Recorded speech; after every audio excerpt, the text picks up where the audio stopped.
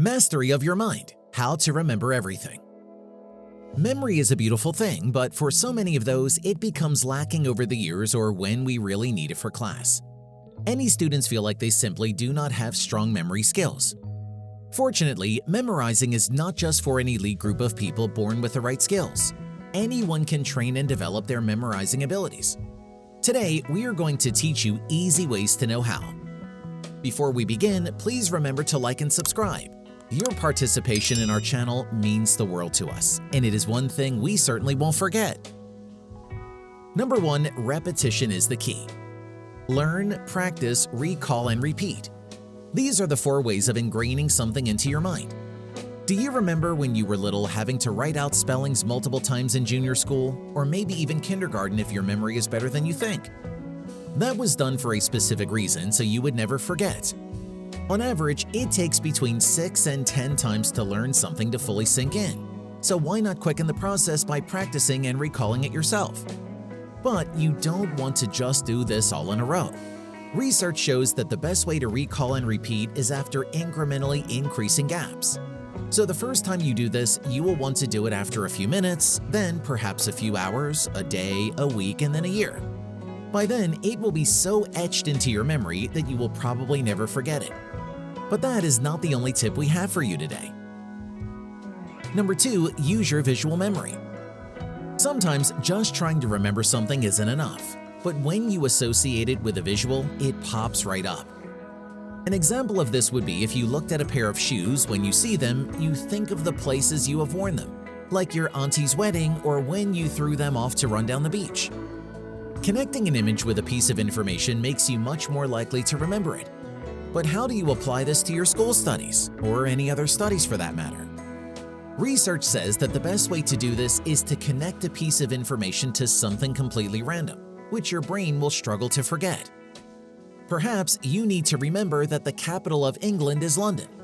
Maybe you can think of something very British like a red phone box or the king. Instead, go random. Attach the image to a rubber duck or something equally bizarre. These connections will stick out in your memory and help you visualize a concept. It also works if you can find things that link in, but more so with foreign languages. For example, the Japanese letter for mo looks like a mop. The phonetic is a good reminder and comes from the image association. There are also tools which you can purchase in order to help with visual memory, such as image cards. Visualization is often a better way to memorize things. Before we move on, here is a bonus tip. You can buy games that stimulate memory search as the Brain Training Academy series by Nintendo. Number 3, practice chunking.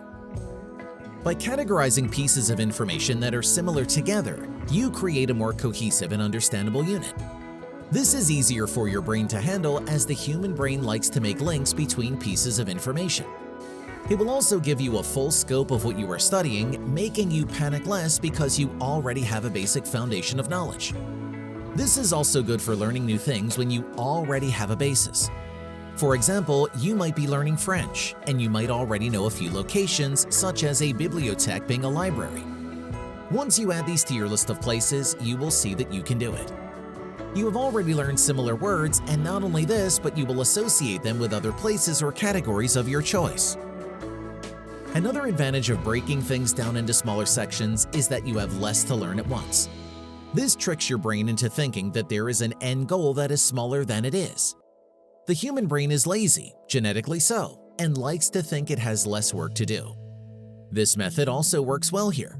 Not only does your brain think there is less to do, but it will also give you a stopping point so that you do not burn out, which keeps you in the optimal zone for learning and remembering. Number 4, use metaphors and stories. When you put things into a series, they become much easier to remember. Just as you did with chunking, putting the things you have to remember into a collective order, like scenes in a story, will satisfy the part of your brain which likes patterns and rhythms. Did you ever play that game when you were a child about what you were going to buy in the shops? The one where everyone adds an item and they go around repeating the list? It's sort of like that. It's easier to remember by connotation. Therefore, you are more likely to remember beans, bread, and butter if you put it into the sentence, I went to the shop and I bought beans, bread, and butter. As you can see, you don't need to be a literary genius for this to work. A simple story will do.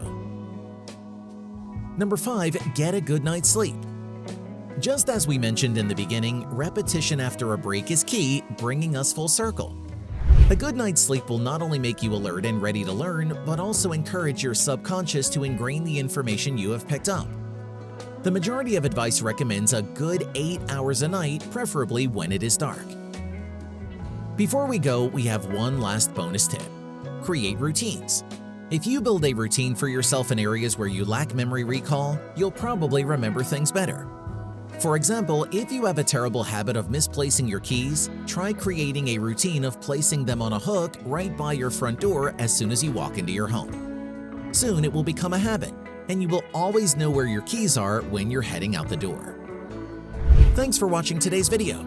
If you are going to remember it fondly, please remember to give us a thumbs up and leave a comment with which tip was your favorite.